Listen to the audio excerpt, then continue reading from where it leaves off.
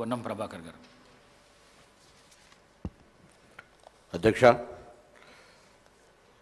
Cantonment శాసనసభ్యురాలిగా ఎన్నికై మొదటి session, దాని తర్వాత సమావేశాల్లో పాల్గొని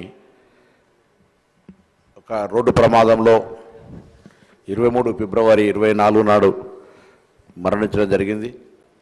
వారికి సభ పక్షాన హైదరాబాద్ ఇన్ఛార్జ్ మంత్రిగా ఆ రోజు చనిపోయిన వెంటనే ముఖ్యమంత్రి గారి సూచన మేరకు, ఆదేశం మేరకు అక్కడికి వెళ్ళి ప్రభుత్వం తరఫున కూడా అన్ని చర్యలు తీసుకోవడం జరిగింది. వారి ఆత్మకు శాంతి చేకూరాలని ఆ భగవంతుని ప్రార్థిస్తూ, మరి సాయన్న గారు కూడా కరెక్ట్గా కనీసం 4 రోజుల ముందు, అంటే ఒక సంవత్సరం 4 రోజులు తక్కువ, ఒకటే సంవత్సరం లోపల ఇద్దరు మరణించినారు.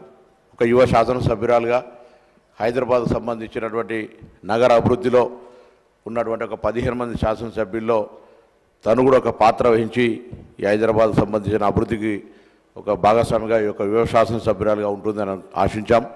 కానీ ఆకస్మికంగా జరిగిన, ఇంతకుముందు గౌరవ ముఖ్యమంత్రి గారు చెప్పిన, మిగతా గౌరవ సభ్యులు చెప్పినట్టుగా విధి వెంటాడినట్టుగా 2-3 ప్రమాదాల నుంచి బయటపడి చివరికి రోడ్డు ప్రమాదం లోపల మృతి చెందినటువంటి పరిస్థితి దృష్ట్యా మరి వారి మరణం మనందరికీ కూడా తీరలోటు. వారి కుటుంబ సభ్యులకైతే మరి సాయన్న గారు కానీ మిగతా ఇవన్నీ కుటుంబంలో జరిగిన పరిణామాల పట్ల తీవ్ర సంతాపాన్ని వ్యక్తం చేస్తూ వారి ఆత్మకు శాంతి చేకూరాలని ప్రార్థిస్తాను.